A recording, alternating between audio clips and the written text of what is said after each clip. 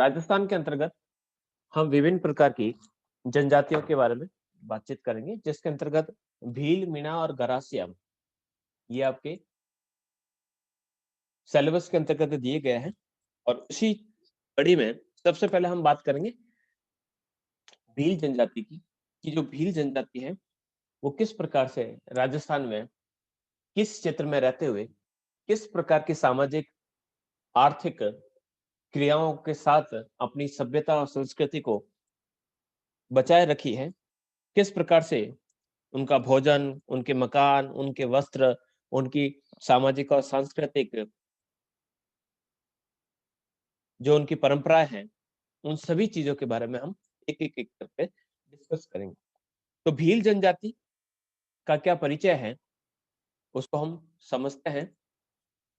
भील जनजाति को वैसे अगर हम बात करें विभिन्न पुराणों में, तो विभिन्न पुराणों की बात करें या फिर हम प्राचीन समय में बात करें कि जिसका उल्लेख एक ऐसी जनजाति है जिसे किरात के नाम से भी जाना जाता है। पौराणिक जनजाति के रूप में इसे जाना जा सकता है। वाल्मीकि हो, चाहे कालिदास हो, चाहे भारवी हो या भवभूति हो,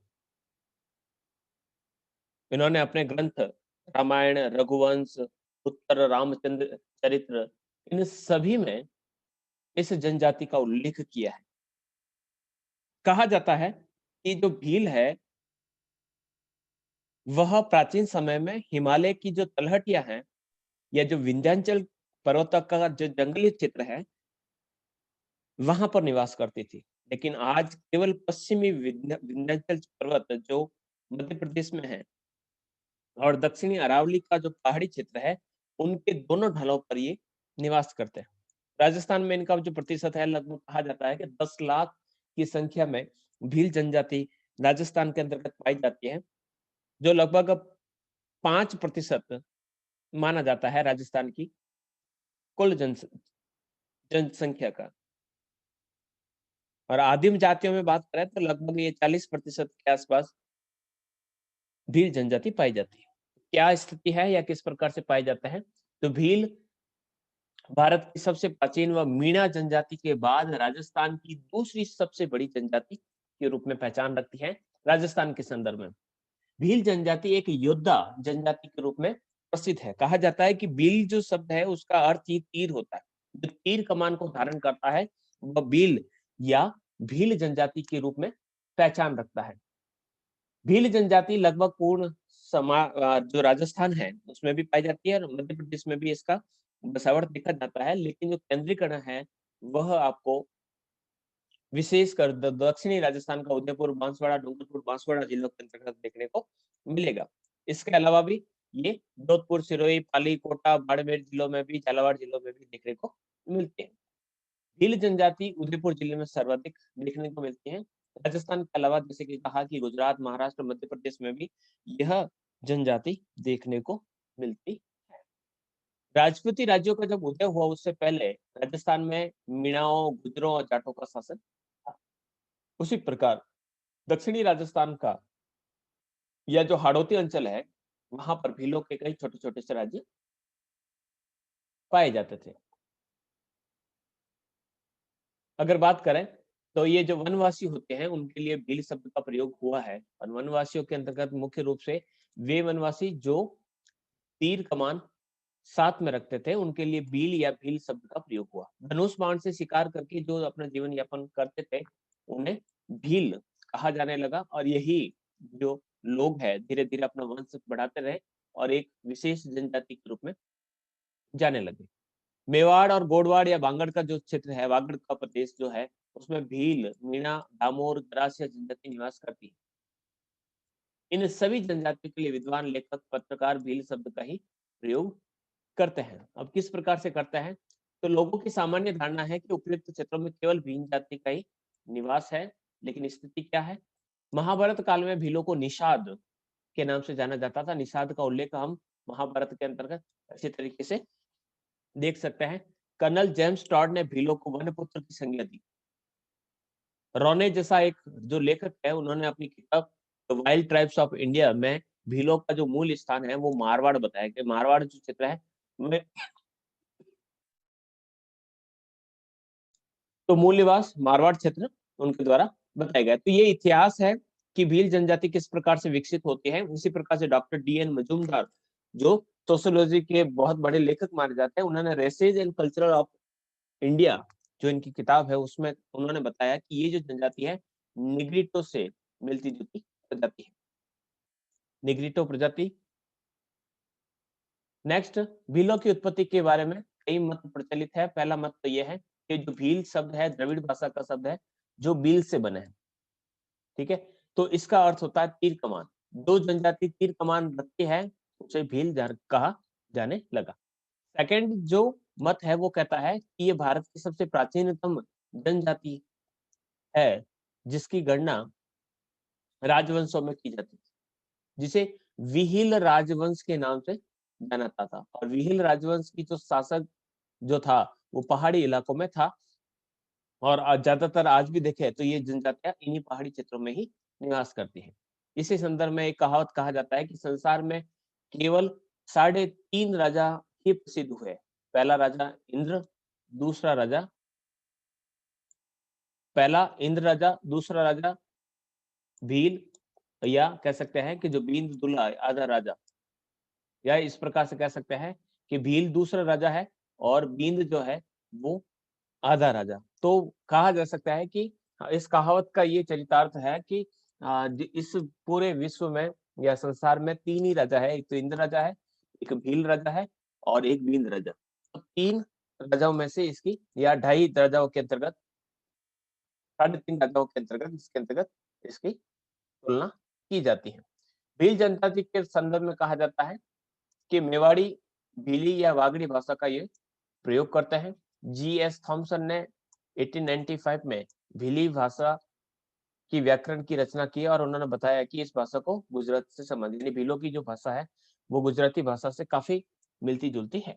फिर हम बात करते हैं इनकी पारिवारिक व्यवस्था की, किस प्रकार के इनके परिवार पाए जाते हैं। तो इनके जो परिवार है वो पितृसत्तात्मक है। पितृसत्तात्मक परिवार का अर्थ हुआ कि यहाँ पर इनके जो परिवार में है वो मुखिया के रूप में एक पुरुष का स्थान होता है, और जो पुरुष जो होता है वही घर के मुख्य जो जितने भी जो फैसले होते हैं उन फैसलों को लेने का जो अधिकार है वो पुरुषों के माध्यम से ही होता है। भील जनजाति एक योद्धा जनजाति के रूप में जानी जाती है, और इनके जो लोग होते हैं परंपरागत रूप से बहुत अच्छे तीरंदाज माने जाते हैं।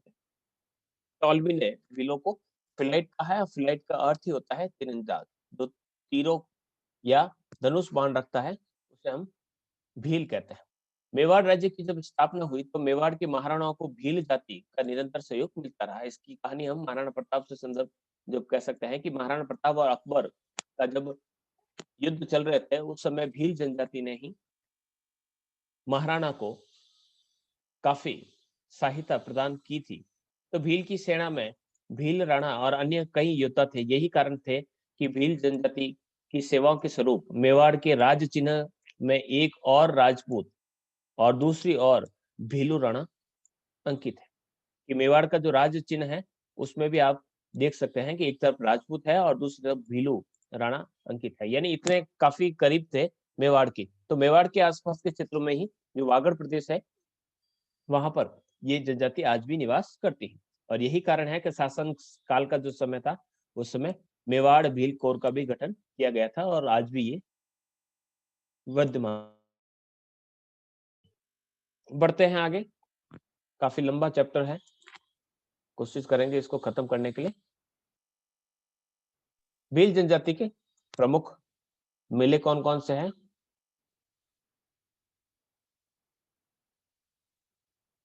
सबसे पहला बेणेश्वर मेला। कहां पर है बेणेश्वर? तो डूंगरपुर जिले में सोहिम, सोम, माही और जाकम नदियों का जो त्रिवेणी संगम है वहां पर बेणेश्वर का मेला भरा जाता है, जिसे आदिवासियों का कुंभ कहा जाता है। दूसरा इनका जो प्रमुख मेला है वो घोटिया अंबा, ठीक है। तो बांसवाड़ा जिले में घोटिया नामक स्थान पर चैत्र मास को ये मेला भरा जाता है, जो भीलों का प्रमुख मेला है। तीसरा है गौतमेश्वर मेला, जो प्रतापगढ़ के अर्नोद कस्बे में वैशाख पूर्णिमा को भरा जाता है। चौथा जो है ऋषभ देव का मेला, तो उदयपुर में जो दुलेव कस्बा है, ऋषभ देव जिसे कहा जाता है, तो वहां पर ये मेला भरा जाता है, जिसमें विभिन्न जो पुरुष और महिला दोनों ही भाग लेते हैं। यहाँ पर जैन तीर्थंकर भगवान आदिनाथ की काले रंग की मूर्ति है और काले रंग की होने के कारण भील जनजाति इन्हें काला बाबा के नाम से जानते हैं या फिर इसे केसरिया नाथ बाबा के नाम से भी जानते हैं। और इनको जो चढ़ी हुई केसर का जो पानी होते हैं उसको पीकर ये कभी झूठ नहीं बोलते हैं। जैसे कि हाकम राजा का प्याला हमने कल की जो क्लास थी उसके अंतर्गत भी पढ़ा। अब भील जो है दिखने में कैसे होते हैं, तो काफी छोटे कद के होते हैं, काले रंग के होते हैं, नाक चौड़ी होती है, आंखें लाल, बाल काफी रुखे, जबड़ा काफी बाहर की ओर निकला हुआ। अब जबड़ा बाहर की ओर निकला हुआ है अर्थात हम कह सकते हैं कि ये निग्रिटो जनजाति से मिलते जुलते विभिन्न जो जो शारीरिक रचना के जो गुण हैं वो इसमें पाए जाते हैं। काफी परिश्रमी और ईमानदार होते हैं, स्वतंत्र प्रेमी होते हैं, काफी अलग रहने यानी किसी नियमों में बंधकर ये रहना नहीं चाहते। चोरी करने को ये धार्मिक पाप के नाम से रूप में जानते हैं, यानी चोरी करने की प्रथा इसके अंतर्गत नहीं पाई जाती। बल्कि दूसरी जो प्रजातियां हैं उसमें कहीं आपको देखने को मिलेगी, जैसे सांसी है, वो आपको चोरी वाले कार्यों में ज्यादा लिप्त देखने को मिलेंगे।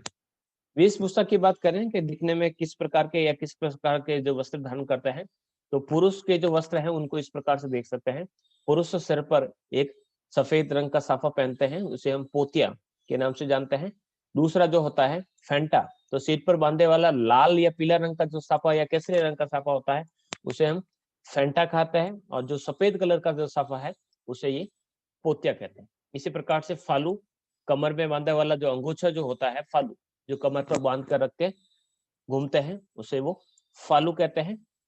ढेपाड़ा, तो कमर से घुटनों तक पहनने वाली एक तंग जो धोती होती है उसे ढेपाड़ा भी कह सकते हैं या तेपाड़ा भी कह सकते हैं। तो इस प्रकार से अलग अलग तरीके से इसे जाना जाता है। इसी प्रकार से खोइतू, तो कमर में पहनने वाला एक वस्त्र है जिसे लंगोटी भी कहा जाता है, उसे खोइतू कहा जाता है। और अंगरखी या बड़ी जो कुर्ती होती है तो शरीर पर पहनने का एक जो वस्त्र होता है उसे अंगरखी के नाम से जानते हैं। ये तो था पुरुषों का पहनावा जो कि रहता है। इसी प्रकार से भील सिर पर साफा बांधते हैं, तो साफे के ऊपर भी जो साफा होता है, एक फैक्ट और भी है, जैसे कि मान लीजिए ये इसका साफा हो गया, साफे के ऊपर एक वो रंगीन पट्टी बांधते हैं, रंगीन रंग की पट्टी को इस प्रकार से वो बांधते हैं। तो इस रंगीन जो पट्टी होती है उसको कहा जाता है जाड़िया, ये कहलाता है जाड़िया। साफा है, साफे के ऊपर एक रंग बिरंगी पट्टी को भी वो बांधते हैं जिसे जाड़िया के नाम से जाना जाता है। अब बात करते हैं स्त्रियों के वस्त्र की। वस्त्र जो है सिंदूरी लाल रंग की जो साड़ी होती है उसे सिंदूरी कहते हैं। पीरिया यानी पीले रंग की जो होती है, तो दुल्हन द्वारा पहने जाने वाला पीले रंग का, जब शादी होती है तो पीले रंग के वस्त्र ये पहनाते हैं जिसे पीरिया कहा जाता है। कछाबू क्या होता है, तो स्त्रियों द्वारा घुटनों तक पहने जाने वाला जो घाघरा होता है उसे ये कछाबू अपनी स्थानीय भाषा में कहते हैं। लगड़ा, लगड़ा को ओढ़नी भी ये कहते हैं। भील स्त्रियों द्वारा पहने वाली एक साड़ी होती है, तो भील स्त्रियों द्वारा ओढ़ी जाने वाली लोकप्रिय ओढ़नी होती है उसे तारा भात की ओढ़नी कहा जाता है। और तारा भात की ओढ़नी क्या होती है आप अच्छी तरीके से जानते हैं, यानी एक प्रकार का ओढ़ना और उस पर विभिन्न प्रकार के जो चमकीले, जो हम स्थानीय भाषा में दालिया कहते हैं या फिर कह सकते हैं कि जो स्टार्स लगते हैं उसे तारा भात की ओढ़नी कहते हैं। इसी प्रकार से परिजनी, ठीक है, तो पैरों में पीतल की मोटी चूड़ियां पहनती हैं जिसे ये परिजनी कहते हैं। ठीक है, हम कडला भी कह सकते हैं, तो ये परिजनी के नाम से उसे जानते हैं। फिर बढ़ते हैं लोक देवी और लोक देवता किस प्रकार के हैं। तो पहली बात तो ये है कि इनमें आदिवासियों के अंतर्गत इस प्रकार की जो व्यवस्था है अंधविश्वास की वो पाई जाती है। तो ये कहते हैं या फिर कह सकते हैं कि पिता का मूल ऋण पूरा करने के लिए, अगर या फिर पुरुषों को संतान की प्राप्ति के लिए या विभिन्न दूसरे विवाह के लिए ये विभिन्न प्रकार के देवी देवता को पूजता है, जिसमें महादेव जी है, केसरीनाथ जी है, भैरव जी है, खाकल देव भी इनमें जाने जाते हैं। तो अलग अलग प्रकार के इनके जो देवता है उनमें सबसे पहले टोटम की बात करते हैं। टोटम का अर्थ होता है एक निशानी, ठीक है, तो पशु पक्षियों या पेड़ पौधों को पवित्र मानकर उसकी टोटम के रूप में पूजा करते हैं। टोटम का अर्थ हो गया कि किसी, जैसे कि मान लिया कि ये कोई खिजड़ी का वृक्ष है और खिजड़ी के वृक्ष को इन्होंने टोटम मान लिया, और टोटम का अर्थ होता है कि ये किसी फला देवता का मुख्य वृक्ष है और उसकी हमें पूजा करनी है। ठीक है, तो पेड़ पौधों को एक निशानी के रूप में जो पूजने की जो प्रथा है उसको ये टोटम कहते हैं। तो टोटम भीलों का कुल देवता है। तो जिस प्रकार से जो फला होता है, गांव का फला होता है, उसके आगे एक हमने पत्थर का एक बड़ा सा शिलाखंड लगा दिया और उसको कहते हैं कि ये फला का देवता है। ठीक है, तो उस प्रकार से ये इस प्रकार से जो पौधे होते हैं या जो पेड़ होते हैं उनको टोटम के रूप में पूजते हैं। फिर इसका काला बावजी किसे कहते हैं? ऋषभ देव को कहते हैं। काली मूर्ति है ऋषभ देव जी की, जो तीर्थंकर है जैन धर्म के, तो उन्हें ऋषभ देव जो दुलेव के अंतर्गत आया है, तो उन्हें ये काला बाव जी के नाम से कहते हैं। और इनके ऊपर जो केसर का जो चढ़ा हुआ पानी, जो चरणामृत होता है, उसको पीकर ये कभी झूठ नहीं बोलते। अगर इनको सच बुलाना है तो कहा जाता है कि काला बाव जी के चरणों का चरणामृत पी के बोलो कि आपने ये जुर्म किया या नहीं। ठीक है, शपथ की पक्की होती है, यानी इन्होंने जो कसम खा ली उसको पूरा करके छोड़ते हैं। इसी प्रकार से भराड़ी देवी, तो भराड़ी देवी क्या होता है? भराड़ी का अर्थ होता है भित्ति चित्रण, वैवाहिक भित्ति चित्रण। भित्ति का अर्थ होता है दीवार, और दीवार पर जो चित्रकारी की जाती है उसे भित्ति चित्रण कहा जाता है। तो दक्षिणी राजस्थान में भीली जीवन में व्याप्त वैवाहिक भित्ति चित्रण की जो प्रमुख देवी होती है उसे भराड़ी देवी कहा जाता है।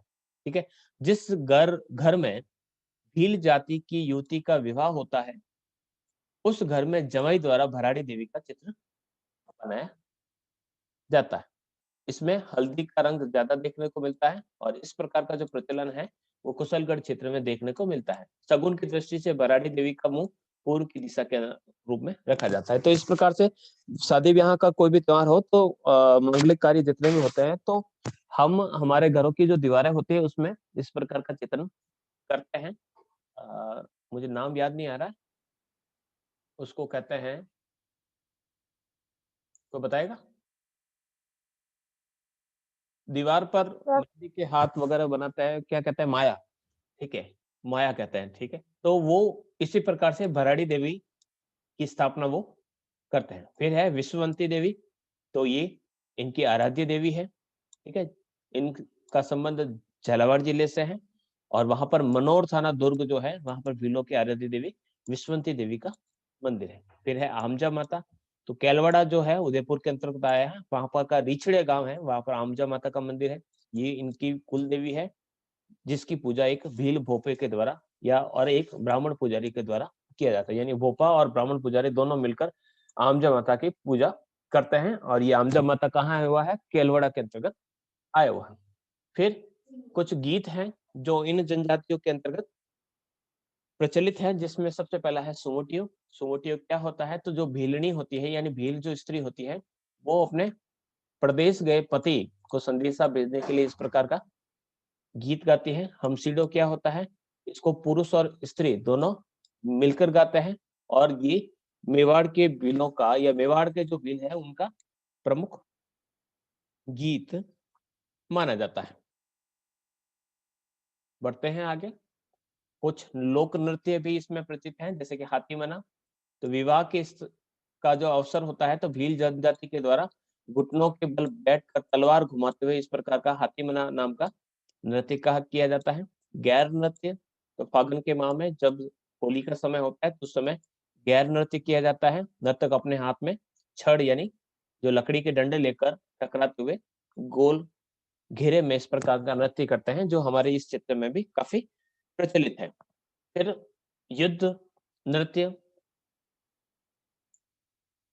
दो दल बनाकर तीर कमान भाले बर्छी और तलवारों से युद्ध को दिखाते हुए इस प्रकार का नृत्य किया जाता है। द्विचक्की, द्वि यानी दो, ठीक है, तो दो चक्की यानी एक व्रत पुरुषों का है, एक है महिलाओं का। तो पुरुष और महिला दो व्रत बनाकर नृत्य करता है। बाहरी व्रत में पुरुष यानी यहाँ पर तो रहेंगे मेल, ठीक है, और अंदर की तरफ रहेंगे महिलाएं। तो बाहरी व्रत में पुरुष बाएं से दाई और अंदर से व्रत में नृत्य करते हैं, यानी ये बाहर आते हैं और वापस अंदर जाता है। तो इस प्रकार से बाहर अंदर जाते हुए इस प्रकार से गोल गोल घूमते हुए इस प्रकार का नृत्य करते हैं, और लय विराम होने पर एक झटके से साथ सभी अपनी दिशा और गति बदल देता है।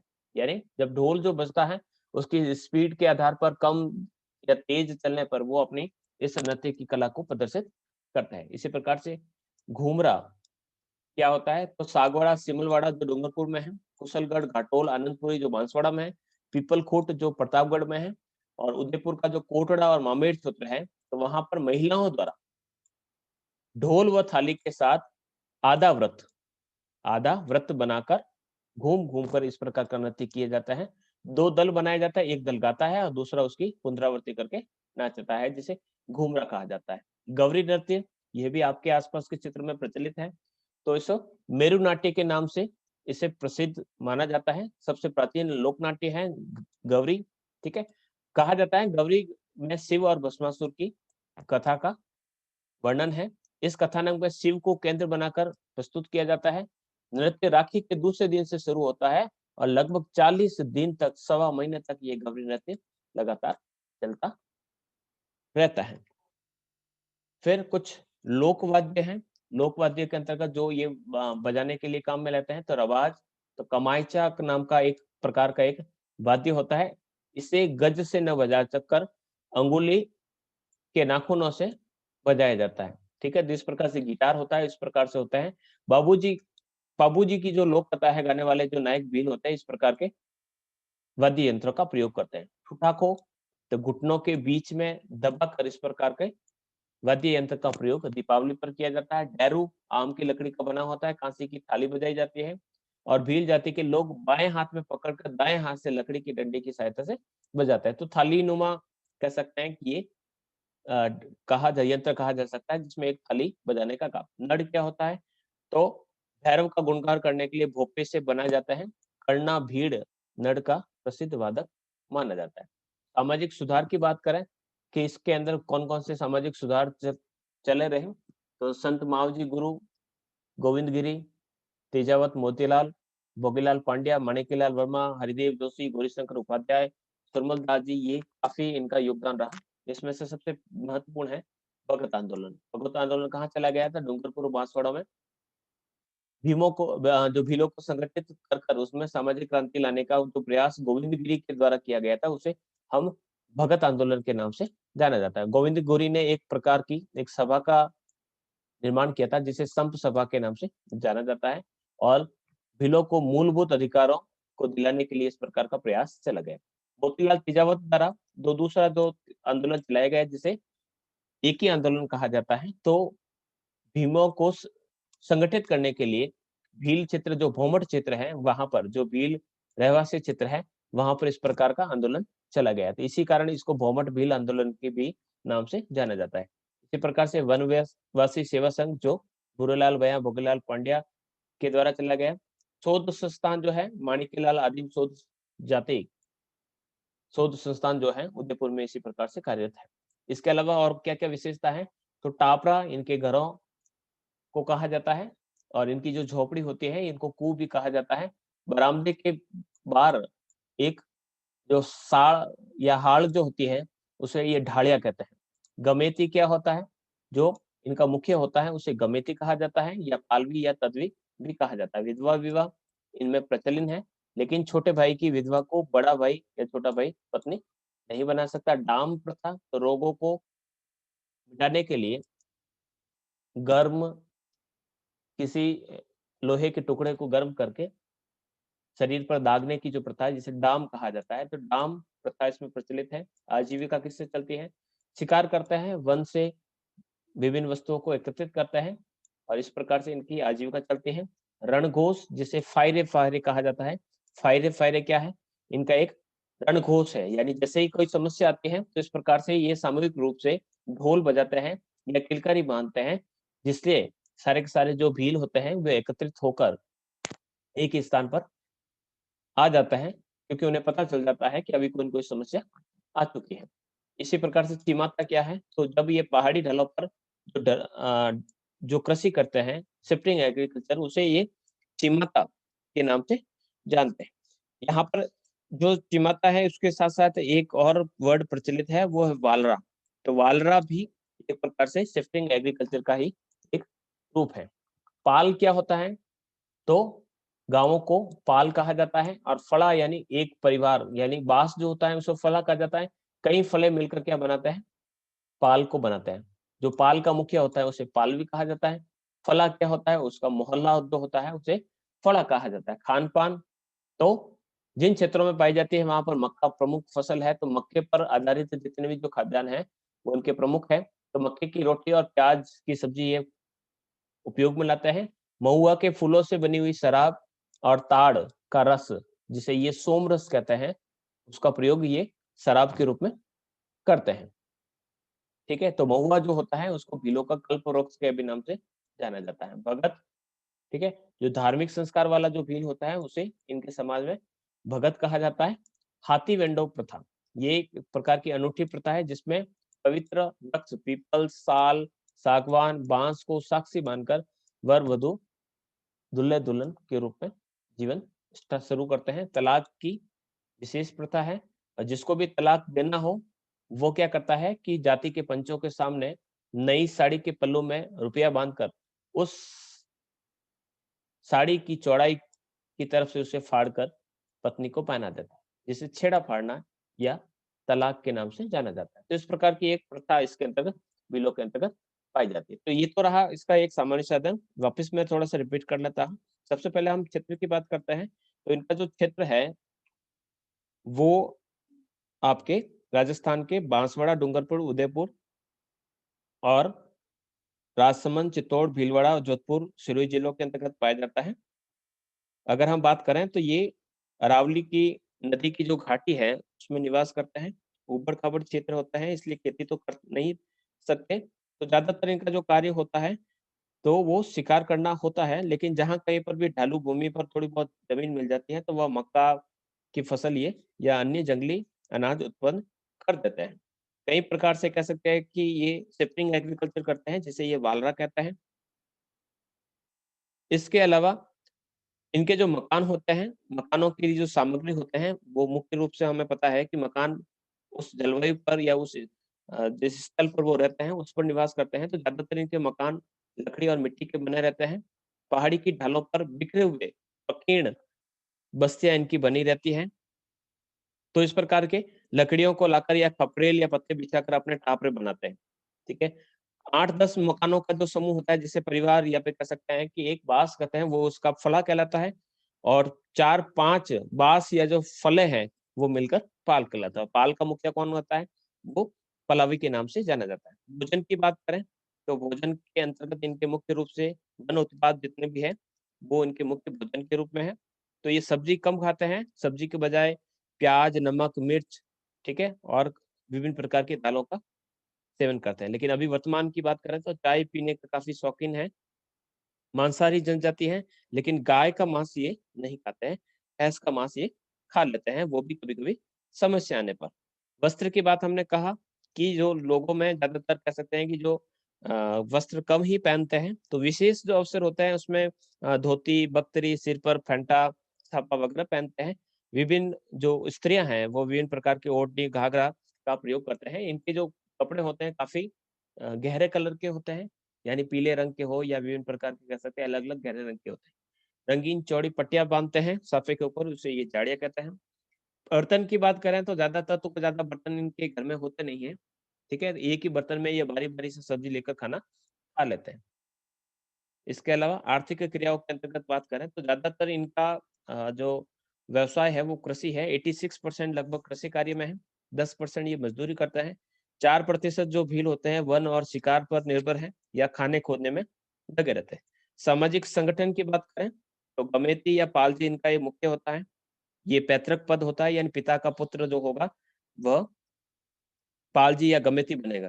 वही इनके झगड़े समाप्त करवाता है और जब समस्या आती है तो फायरे-फायरे नाम का एक प्रकार का ये अ, जो रणघोष है वो चलाते हैं। सामाजिक संस्कृति की बात करें तो कई प्रकार की कुप्रथाएँ भी चलती हैं, जैसे कि विवाह में लड़के का जो पिता होता है वो लड़की के पिता को ऐसे देखकर खरीदता है जिसे ये दापा कहते हैं, ठीक है?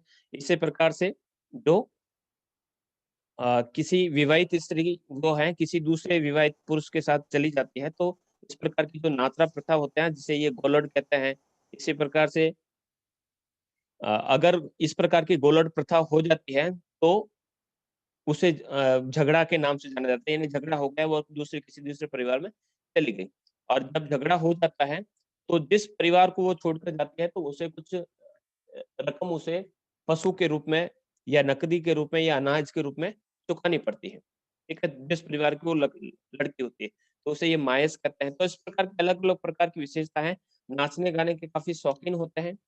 संस्कृति की अगर बात करें, तो विभिन्न अंधविश्वासी तो होते ही हैं और मर जाने पर ये बारवा वगैरह ये सारे कार्य करते हैं। किसी भी समस्या का समाधान करने के लिए एक गाँव के एक मुख्य चौराहे पर एकत्रित होते हैं। विवाह की वही प्रथाएँ जो सामान्य रूप से चलती हैं, वो भी चलती हैं इसके अंतर्गत। जादू टोने में विश्वास करते हैं, बलि जो प्रथा है उसमें विश्वास करते हैं। इस प्रकार की अलग-अलग विशेषताएँ इनके अंतर्गत देखने को मिलती हैं। दूसरी स्लाइड में को भी मैं एक बार चला देता हूँ। भील का अर्थ है तीर कमान रखने वाली जनजाति। महाराणा प्रताप की शिलों में भीलू राणा नाम के कई योद्धा थे। पितृसत्तात्मक होता है और भारत सरकार की अधिसूचना के अंतर्गत इसको कई नामों से जाना जाता है, जैसे कि इसको भील भी कहा जाता है, इसे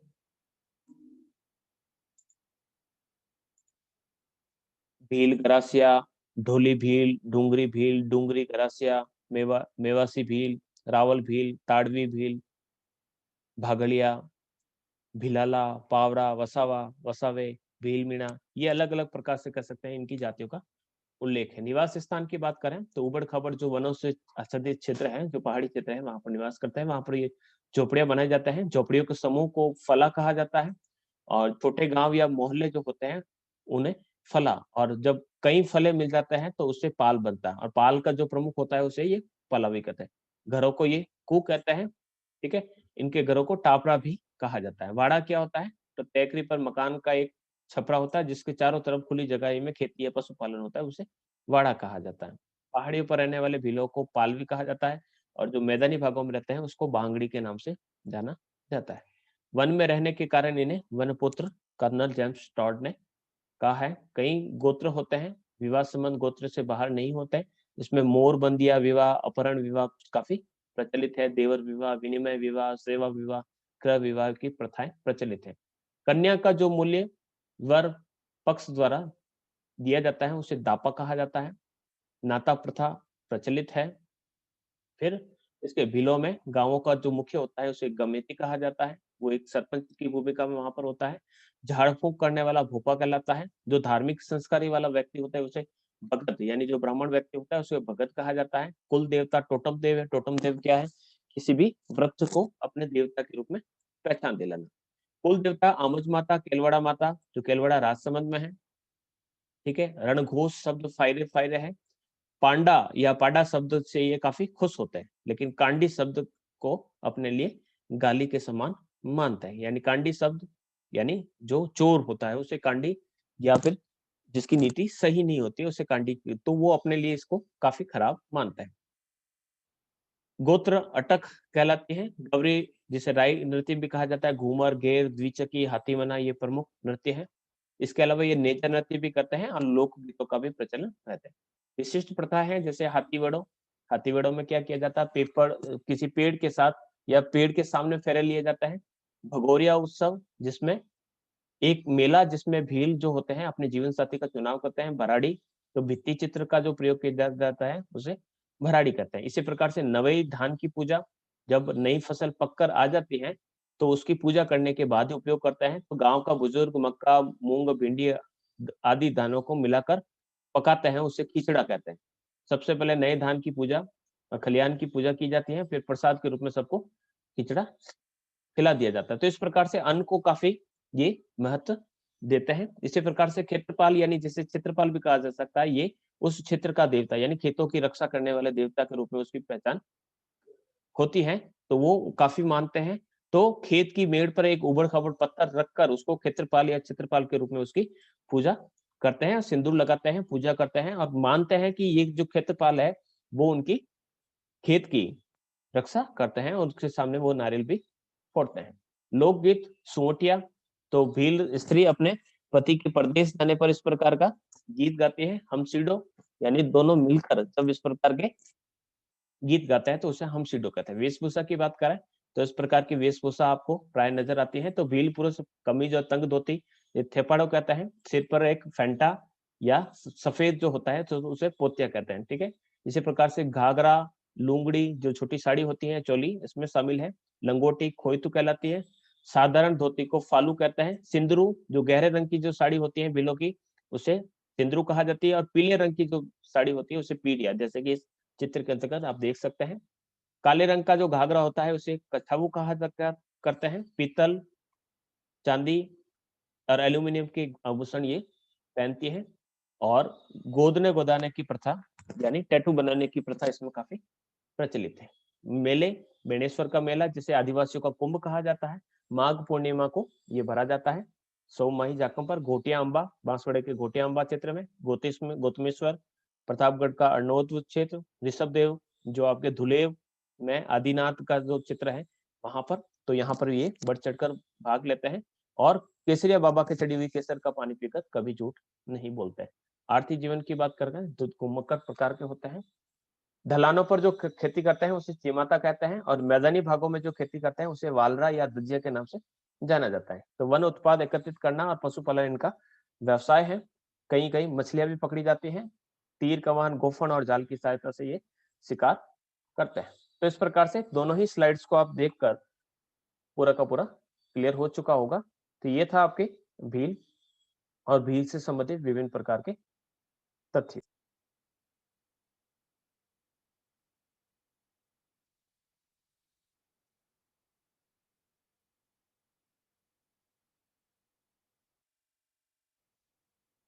ठीक है।